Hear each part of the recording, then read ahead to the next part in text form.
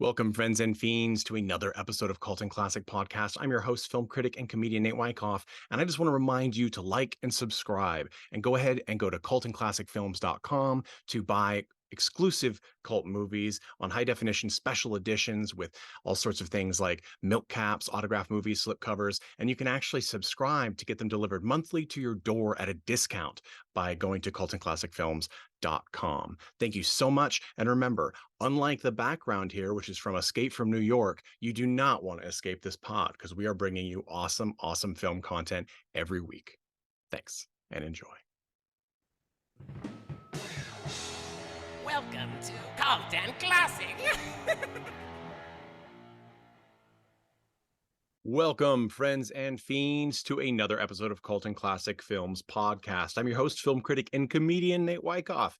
Today's kind of a special episode. It's just me, so if you're for some reason not used to me blathering on for nearly the entire time with a small snippet of the rest of our crew actually able to get a word in, then you may be disappointed. But I think it'll be a lot of the same. Actually, it is going to be different because today we are actually talking about two decidedly classic films. Now, I know the vast majority of our listeners are not only interested in film, classic and otherwise, but especially cult film. So I'm also going to, as I talk about these two movies, discuss their importance to cinema in general, as well as specifically to cult films as we now have them. So there's a lot to talk about here. I'm going to first discuss the 1950 classic by director John Ford, Rio Grande, with John Wayne. There's really you can't talk about Rio Grande without talking about John Wayne and also Maureen O'Hara, who plays the counterpart to him.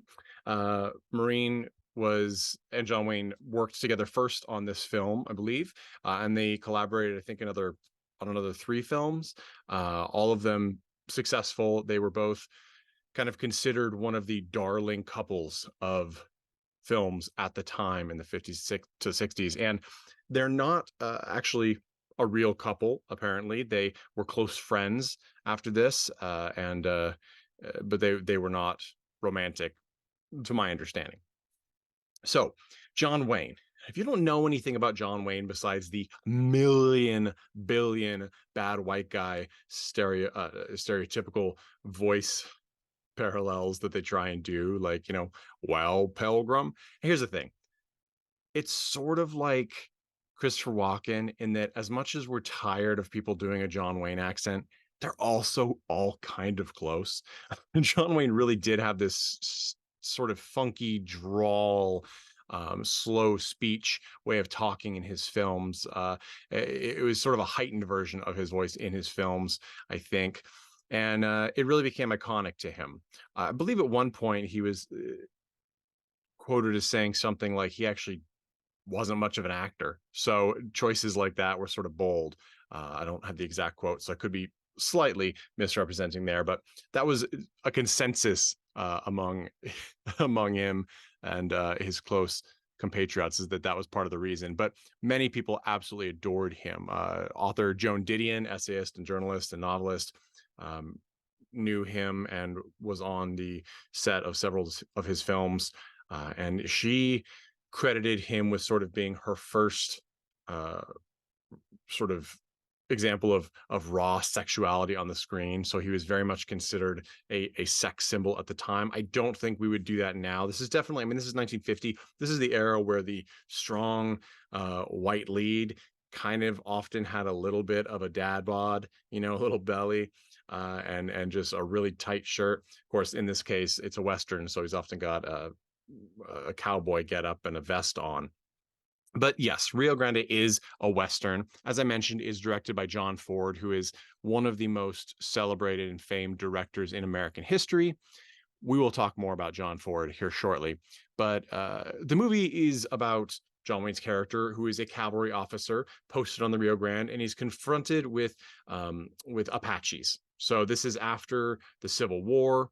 The cavalry officer in question here that John Wayne plays is Lieutenant York. He played a character also named Kirby York in another later film, but it sort of would be impossible for them to be the same character given some surrounding facts. So here that there is sort of a sequel to this that is, I would say, dubious. But John Wayne's character of Kirby York is stationed at the Rio Grande, and he he fought for the Union Army. And while it doesn't really make it that clear, it is kind of hedged around, is that his wife is estranged from him and his son because he fought for the Union Army, yet they lived in the South. So it sounded like he participated in some of the Union's destruction of Southern households, perhaps even their own. So that's kind of where the wedge is driven between our lead and his estranged wife and son. And the son comes to be whipped into shape as a soldier uh, at the Rio Grande post by our good lead, John Wayne. So, and Maureen O'Hara is, of course, the estranged wife.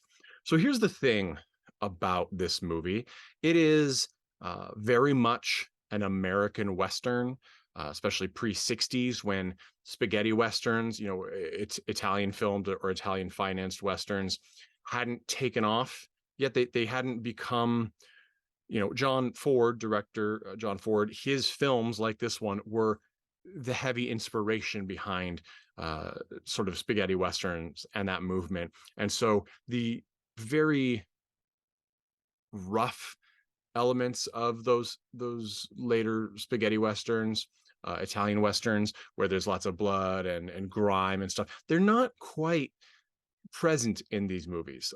These John Ford uh, westerns and similar movies, his war movies, maybe a little more, but still not that much. Okay, so this is considered the third of John Ford's cavalry westerns. So it's the Cavalry trilogy. They're related in theme rather than characters. And it's said that this movie was sort of written and conceived of as a parallel to the Korean War, where which is possibly true.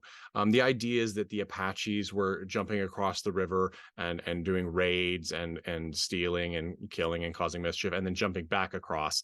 And the soldiers were not supposed to pursue them, which was then parallel to the Korean War tactics. They would, jump the border of between North and South, and then cause mischief, and then go back to the North.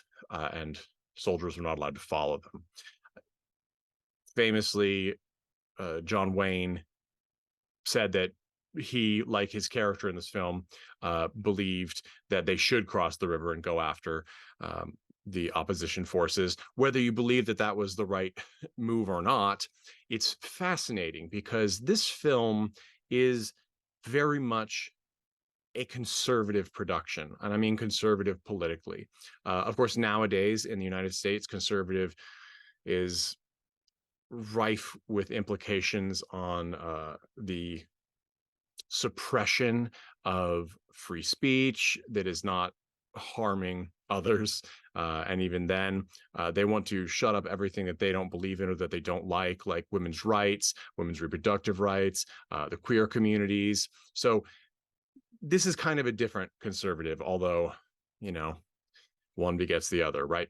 So, but in conservative, we mean that this movie is very much American centric, and they support very American centric leadership that is very hard on crime. We're talking Reagan, Richard Nixon, um, later George Bush and George Bush Jr., although to be in the grand scheme of things, they perhaps are slightly less than Reagan and Nixon are on crime and that whole concept of othering people to make them targets for our law enforcement.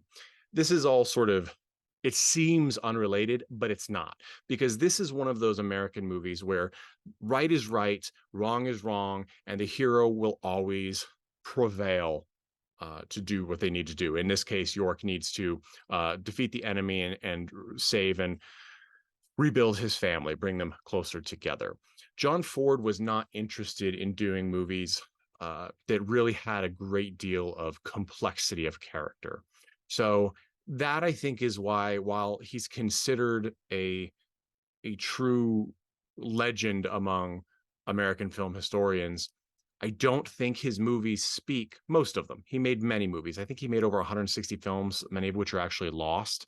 But you I don't think these films often carry the same weight then as they do now, unlike others, which we'll talk about later, because things are not gray. And we have come to understand things in a very gray territory, at least those of us who are into analytics of ourselves, analytics of other things. So, what I mean by that is this movie is exactly what you see on the surface. Native Americans bad, uh, Civil War Union veteran good, and there we have it. American forces good, everybody else bad. And they did some interesting things. They actually brought some Navajo people to the set to play Apaches.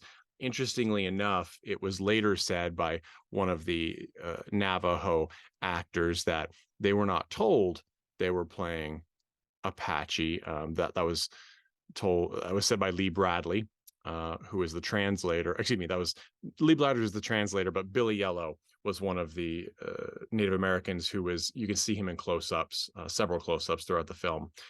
Apparently they weren't told they were playing Apache, which you know that is kind of just indicative of the uh, unkind nature of this xenophobia that is sort of rampant through conservative cinema and beliefs to this day. But that's also was not uncommon in American movie making then. And frankly, we could argue it's not uncommon now. There are lots of things between whitewashing and passing over of actors and crew members of color. So going on a tangent here, but Rio Grande is a beautifully shot film.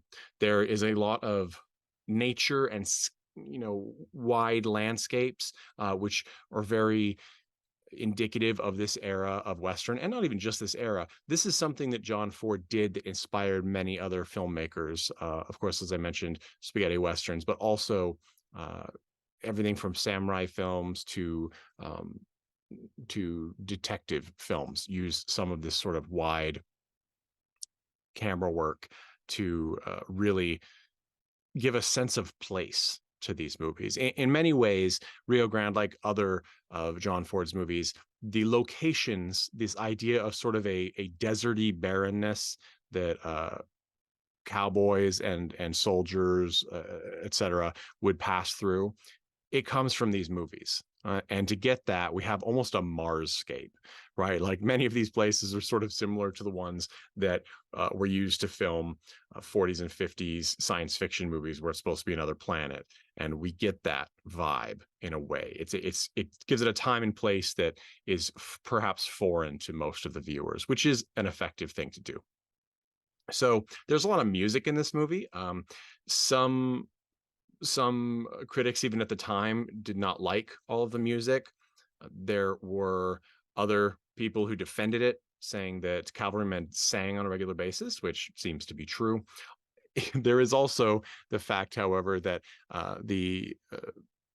there people who sing in the movie are often the I'm stumbling my words here because it's a name that we're not generally familiar with these days, but a group called the Sons of the Pioneers.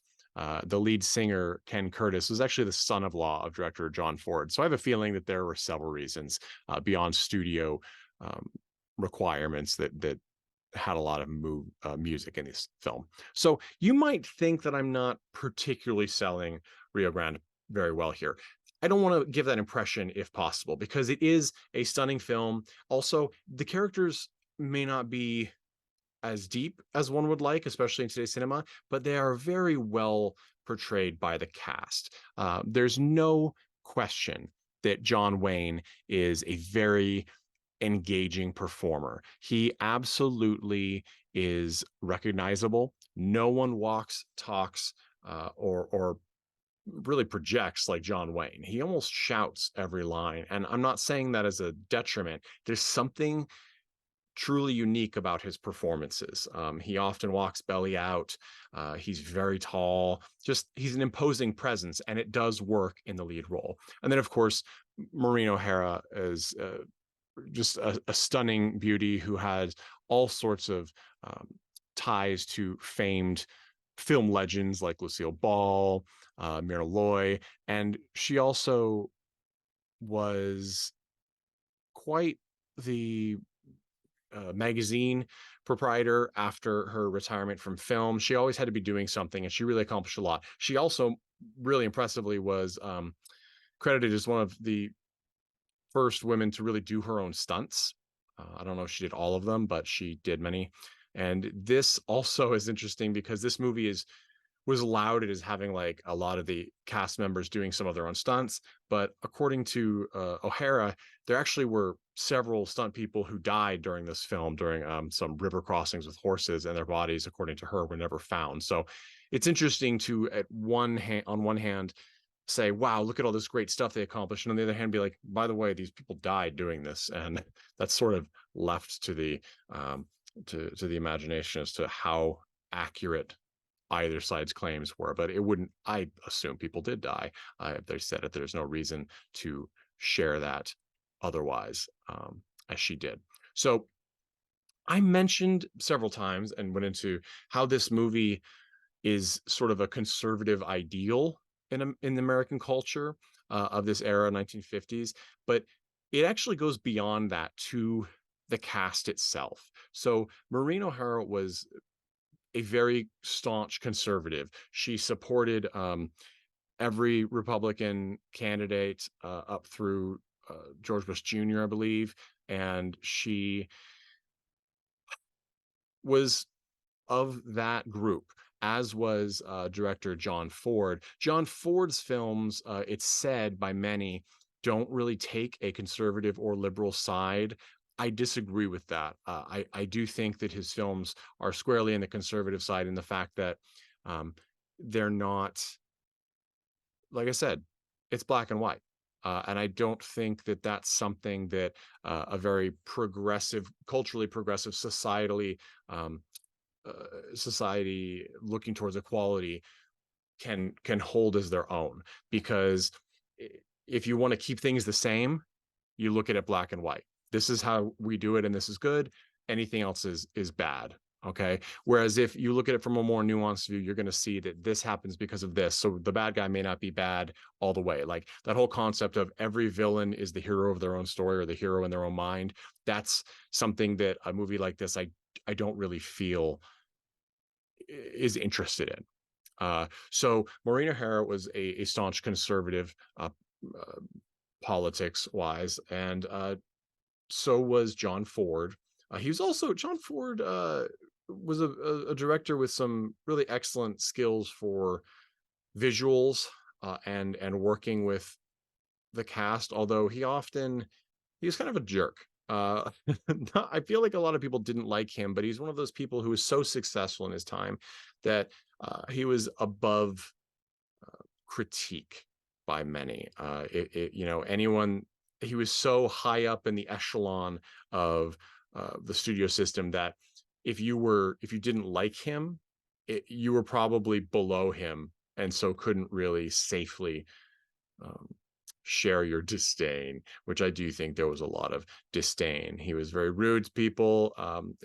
Producers didn't really love him either because he liked to torment them when they'd come on a set, which in that case, it's sort of like, the stereotypical landlord. No one really likes the landlord or the person footing the bills that has some sort of vested interest and ability to affect what we're doing with our lives. So that's sort of understandable. But everything else, you know, he said that he made money, he made movies to pay the bills, and yet um, in a way that he didn't care, but he clearly did because he had projects that he really wanted to get done. This was actually one of them. He actually signed on to do this film to have another film produced that was projected to make less money. So this was sort of to cover that potential loss. But again, it's a grand scale movie. It's about 2.5 hours, which is indicative of how sweeping it is. I think that this movie um, is particularly interesting to me because of John Wayne and John Ford's relationship. So John Wayne, who he was, for those who don't know this at this point, John Wayne is not his birth name. His birth name is Marion, but he understandably went with John Wayne for his stage name. But John Wayne was a draft dodger, and it was when it became known, John Ford thought it basically thought horribly of him. He did not like him. John Ford served, and so he found it vile. And it's interesting because John Ford and John Wayne did work and did quite well together.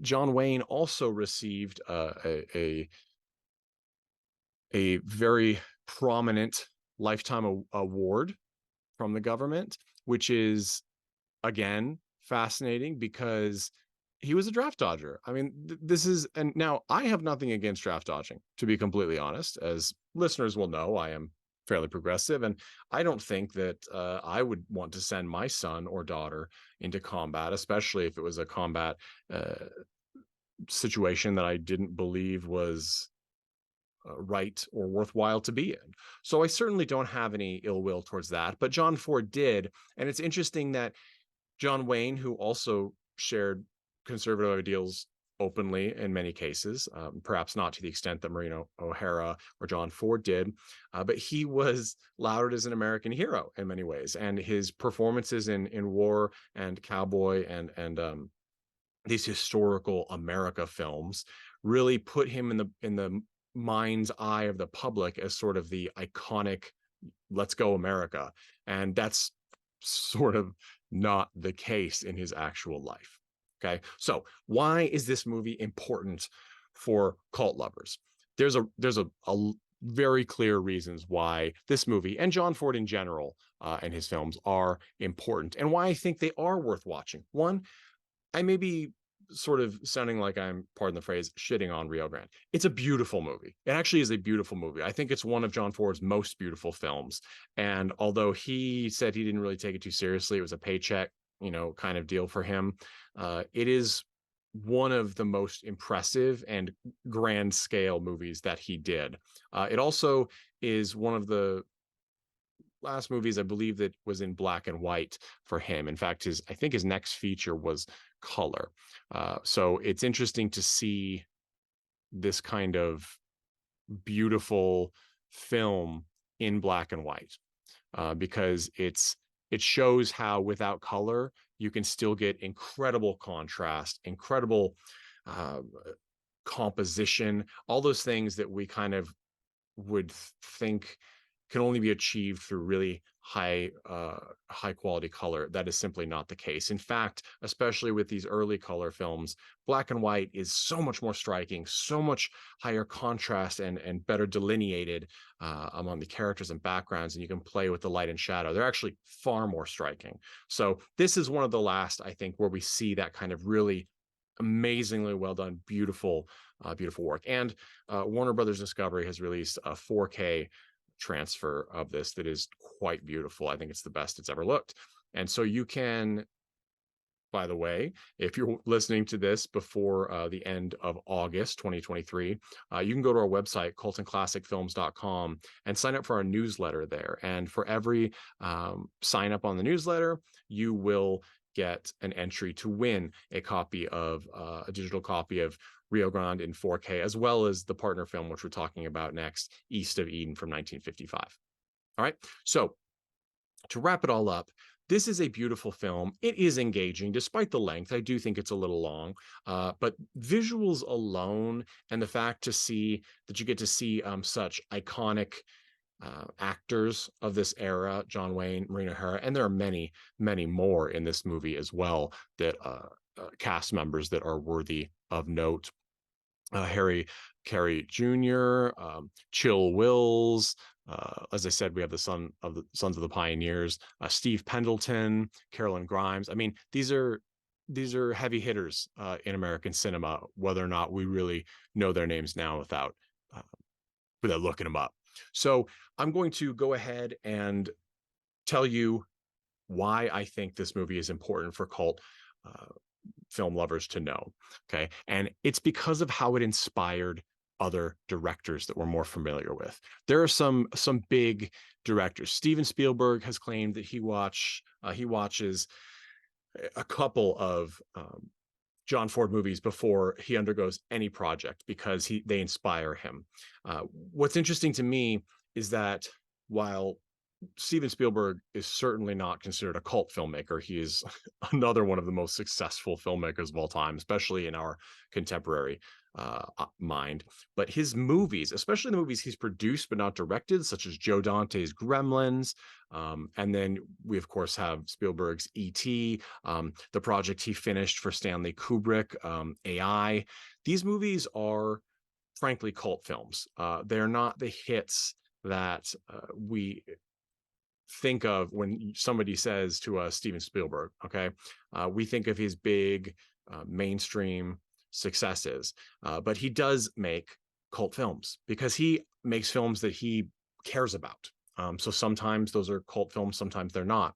And I also would say that his movies, especially things like E.T., have inspired cult filmmakers around the world and continue to do so. That whole sort of Stranger Things vibe, because Stranger Things is very, very sort of obsessed thematically with Spielberg's work in the kids movies and alien themed films.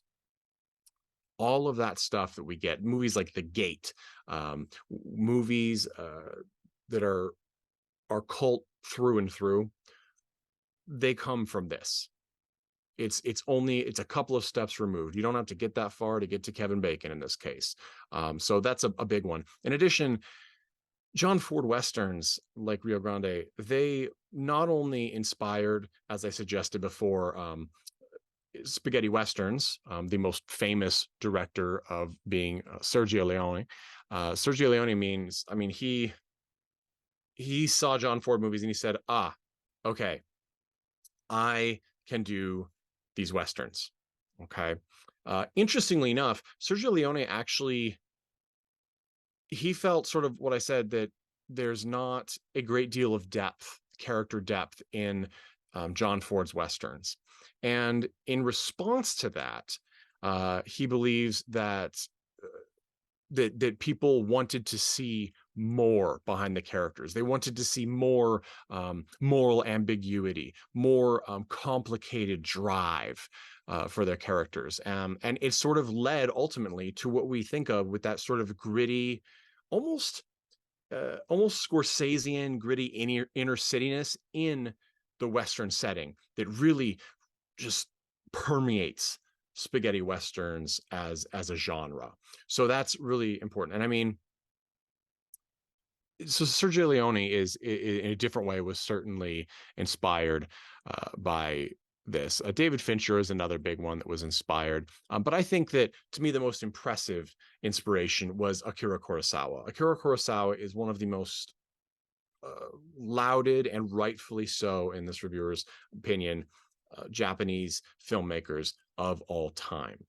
He has done the most highest of high honor samurai films. If nothing else, if you know nothing else about Akira Kurosawa and his work, those are his considered like his crowning achievements because of their continual reference by contemporary cinema, contemporary creatives of all types. So movies like Ran, movies like Seven Samurai, which is perhaps arguably the most famous, Yojimbo, Sanjuro, which is a sequel, they're incredible, and you can actually see the parallel from many of John Ford's westerns, which did give us the idea of what a western should look like and feel like, and the duels and the cities and heroes and villains that they do come in a way from John Ford's movies, despite the fact that they have a sort of as I said, a more simplistic moral code.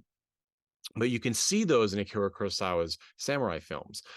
He sort of gunfights with swords, it was one way to put it, which I think was later taken to an extreme stylistic end by John Woo. There's also some focus on nature and wind, fire, rain. That's something that, as I mentioned, with sort of the landscape feel of John Ford's westerns, that is it's important. It is a strong element. Characters are often passing in the foreground or staring into the background of a wide vista of as Rio Grande, of rivers. There's just a very important focus on these elements in these movies. Okay, so Akira Kurosawa, Steven Spielberg, Sergio Leone, the spaghetti western, um, uh, nature elements, samurai films. These are things where we can start to see, oh, okay, Rio Grande and John Ford's movies do inspire, but also inform filmmakers of the future, which does have, you could say a trickle down. I think it's larger than trickle down, but an effect to cult filmmakers, right? How many times have we watched a bonkers cult film and thought, oh, yes, this is a take on a samurai duel, right? How this is, let's look at one of my favorite films that got me into independent films in general, Six String Samurai. Six String Samurai takes heavily from Akira Kurosawa films, but in turn takes from films like Rio Grande, right? Rio Grande. I've heard it said both ways. I certainly am not an expert of the Spanish language, so I apologize. But it's one of those, you can see it, right? So if you have the background understanding of a movie like Rio Grande, and then you watch something like Six String Samurai many decades later, these cult films, these sort of independent, these strange films, all the way down to like the backyard films, right? You will be able to pick out direct references. They're so permeated in our cinematic understanding in the modern age of American cinema, and I would argue worldwide cinema at this point, that we may not know, if we don't watch something like Rio Grande, why we understand what we're seeing, why we understand, the shot of the eyes, the shot of the other eyes of the character, the reach for the gun. Like these things are referenced without us. They're referenced so often that we don't always know the origin. But Rio Grande and other John Ford films of the time, they are many of the origins. So if like I said, John Ford didn't seem always like a nice person to others, but he did have a visionary understanding of cinema. So that's the end of this part one of classics, why they matter to cult films, where we talked about Rio Grande, 1950. Next week, we're going to get into a sort of a complete opposite kind of film from only 5 years later, and that's East of Eden, which is the sort of the first James Dean movie that rocketed him to stardom, made very shortly before Rebel Without a Cause, which would be his sort of opus and would be released after he had died. So this is not, as I said, it's sort of the antithesis to Rio Grande. And I love that Warner Brothers Discovery is releasing both of these films in 4K digital at the same time, because they're only 5 years apart in production, and yet they are worlds apart in content. All right. So this was I think, a somber look at film history here and the origins of cult cinema. But I hope you enjoyed it. We will be back next week with part 2. And then I promise you, we're also going to have some crazy pairings of bonkers, banana, crazy action, gore, all sorts of weird stuff in future pairings after this. So strap in for some intellectual discussions, some historical knowledge, some understanding of cult origin, which will help you appreciate the awesome weirdness that you see in our future pairings. Thanks so much for listening. This is Nate Wyckoff. I also want to say, go to our website, cultandclassicfilms.com, sign up for our newsletter, check out our store. We have our first release film, and if you're listening to this later, we're releasing a new one every month starting this August 2023. So there's lots of movies you can check out and buy them. Join our Patreon and we'll deliver them to your door every month. A brand new film, exclusive format to us with all sorts of extras like signed autographed posters, milk caps. They are well, they could be pogs, but pogs is a copyrighted or trademark term, so they're milk caps, but they're very cool. So anyway, check all that stuff out. Patreon.com/Cult and Classic Films, and go to our YouTube, which is youtube.com/at Cult and Classic Films. That is the at symbol, Cult and Classic Films, because we're putting these video episodes up every Tuesday. All the new ones come out on Tuesday, same time as this audio podcast.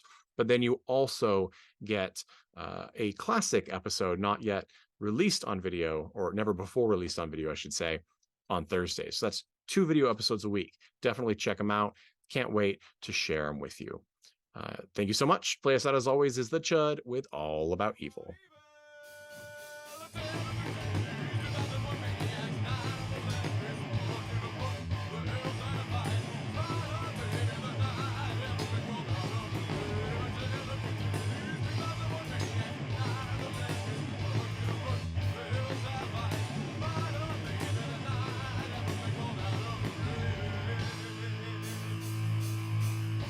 Hey everyone, thanks for listening to Cult and Classic Podcast. This podcast is important to me, but what's more important are the rights, privileges, and freedom from violence of everyone in this country and in this world. And that means supporting Black Lives Matter. If you'd like to make a donation, please go ahead and visit cultandclassicpodcast.com, where we have a list of places you can donate and help out. And please stay safe.